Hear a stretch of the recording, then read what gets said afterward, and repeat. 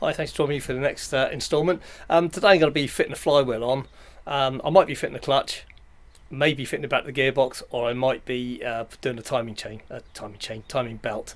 So bear with me, because at this stage of the video I don't know what I'm going to be doing. Obviously the title's already told you what it's going to be doing, so I'm just waffling. Anyway, what I've done here is, just bear with me, located the spacer plate onto its pegs, onto the back of the engine. Now I'm just going to get my wife to stop the engine swinging around, then I can get the flywheel up and it locates on this locating pin here. Now it's going to be quite tight, it's reasonably stiff getting it off, so it's not going to be an easy job, so I'm not sure I'm going to get room to get the camera in to show that, but what I should be able to do is once I start it I can get it pulled up on the bolts and that should pull it in evenly. So yeah, let's try that. Well, as you can see, you've got the flywheel on okay. It's a little bit of a fiddle. The pin here is really quite tight in the flywheel, and it's obviously quite a tight fit over the end of the crankshaft as well. But by having the engine held steady, I lined up the pin, gave a little tap with a mallet on a piece of wood just to start locating it, and then put some bolts in to hold it into place, then gradually tighten them up evenly, sort of diagonals, and that just pulled the whole thing into place. So that went quite smoothly. They're all torqued up now, and the way I got them torqued up is I rotated the engine so round here. Let me just show you down here. You'll see the end of a drill. Sorry, getting in the way of the camera. A 30mm drill bit. Now that locates through and it goes into the back here, and that's the end of it coming through here. So that's locked the engine up nice and tight so that I could torque those bolts up. So the next thing to do is fit the clutch assembly on. So I've got it down here. Complete new kit, as I said. It's a look kit rather than the previous kit I got, which was apparently going to be a load of shite. So I'm glad I replaced it. Got a new tool here, quite a cheap tool. So hopefully this will do the job. So I'll set the camera up so you can see what I'm doing, and let's get this fitted. Okay, I've rigged up some better lighting because the camera's just struggling to see what I'm doing. The back of the flywheel has 3 locating pegs to mount the clutch on. That is what the pressure plate locates onto. Now the friction disc, it has to be put in the right way round. Now they're normally stamped on the face here. Flywheel side. This one isn't, but I kind of know which way they go anyway, but I checked the old one. It does have flywheel side stamped on this, which is the lower bit where the springs are. The assembly of the back of the friction plate, you can see that's higher, that goes towards the pressure plate. So what I'm going to do is just drop that assembly together.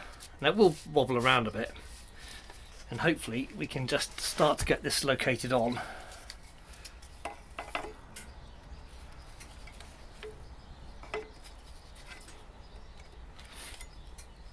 Start to go. Okay, you don't want anything up too tight yet.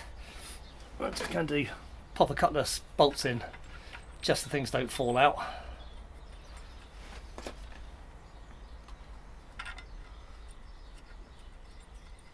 Of course, you want to be able to move the friction plate around in there.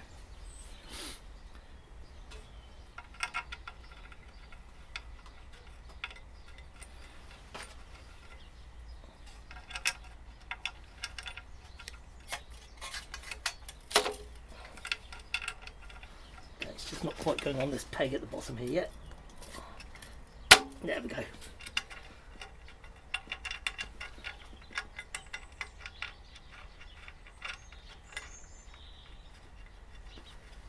And you can still move that friction plate around still, which is good.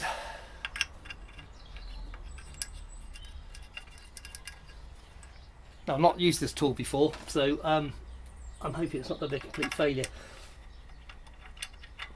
I have seen it used on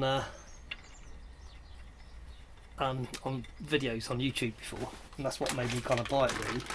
Now it comes, you've got your cone piece here, centre bolt, and various size spigot ends.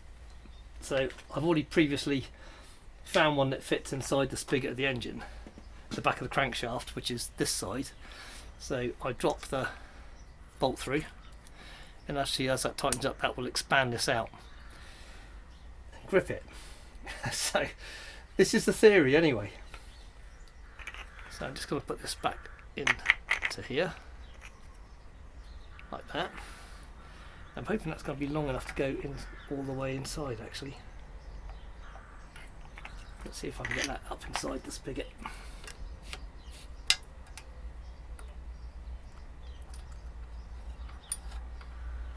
No, I don't think this is going to work.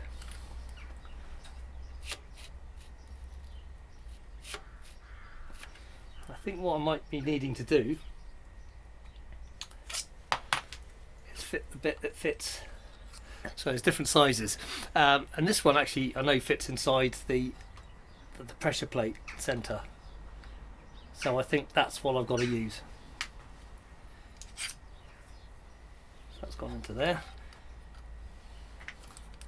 Put these together first. So sorry if you can't see what I'm doing. Okay. Right, let's wind that back. A bit more space.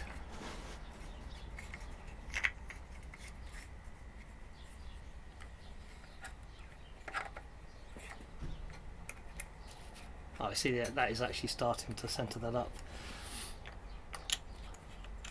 And as I tighten this up, it should expand.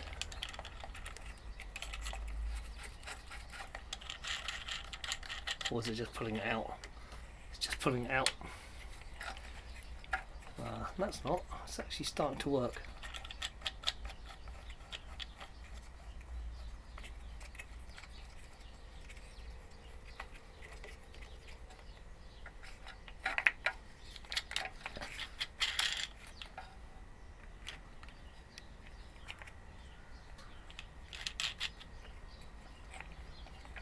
So this isn't very exciting. I tried this on the ground and it worked perfectly.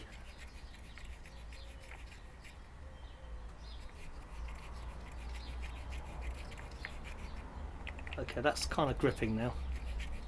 Gripping a bit better anyway. Yeah, it's getting tight. Now I can do up this cone, and that should... I don't know if this is going to work. Not while I'm doing it anyway.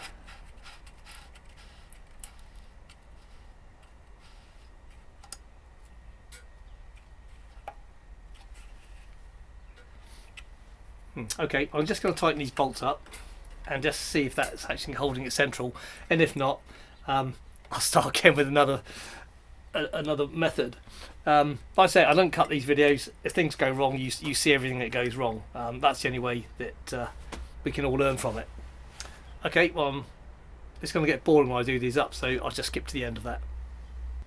Well, happy days, that actually does seem to have worked. You might not be able to see right inside there.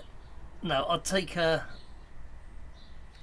picture, see if I can get a better still picture and put that up. It'll be up now. So yeah, that seemed to work quite well, that little tool, and then just gradually tightened all the bolts up evenly, and everything just stayed in place. So yeah, this just expanded into the clutch part there, the friction disc, and then the cone centralised that against these springs here. It seems to have worked a treat. So yeah, take it all back. Happy days. Right, next thing to do is obviously put these down to the right torque, and then we'll change the release bearing and the release arm. Okay. Well, I'm not sure how clearly you can see this, but these bearings just slide up and down like that, and they've just got a little clip here. They're just like just clipped into place basically. I'm hoping you just see it. Just press that in there, and that in there, and there we are. That's that one out. I'll just give that a quick wipe.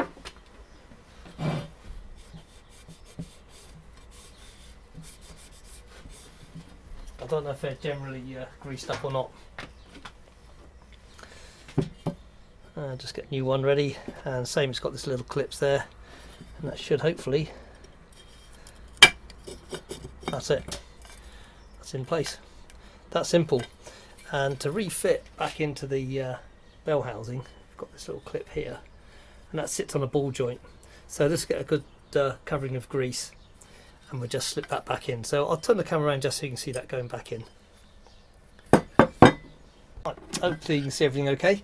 Now I've put some lithium grease over the ball joint there, a little bit in here, new bearings in here obviously, and this should just slide down over there, and get that like catered onto here, and that's it. It's that simple. That's it in place. Clean these splines up as well, and they do say to put some high melting point grease on there before you actually make the gearbox onto the back of the engine shaft. So that's what we shall do. So maybe that I'll do that in a minute, or maybe it'll be next video. I've not seen how long this video is yet, but anyway, yeah, we're getting there. It's all coming together okay. Okay, as you can see, we're kind of almost there now. What I did was raise the engine up the right height. I couldn't film this because there's just absolutely no room in this garage.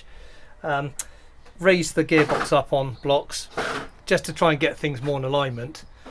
I also got the gear stick back in just so I could select first gear, so at the back here I could rotate the whole shaft to help get the splines aligned. I then used long bolts through the top when it's coming up close to the air, just to stop things rolling around, and that's just trying to hold it all into place until we can get it closer and closer together to get the real bolts in.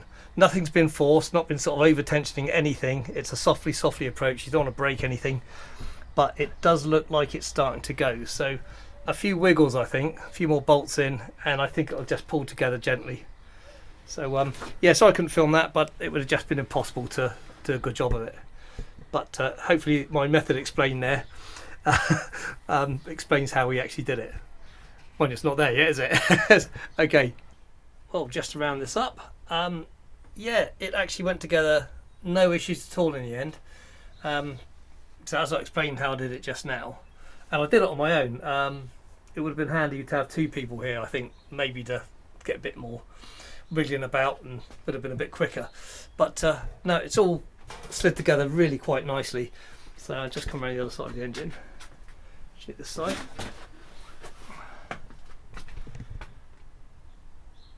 And yeah, it all just did up a treat. Nothing was forced, nothing felt like it was catching or binding anywhere. So yeah, that alignment tool obviously worked quite well. So for the next video, as I've got the locking piece in here, which is the 30mm drill, I'm going to put the timing belt on, so please stay tuned for that. And like I said, I'm going to tell you a story about this engine when I do the timing belt, and about this bolt here, things to avoid. Okay, thanks very much for watching, and we'll catch up again soon. Bye now.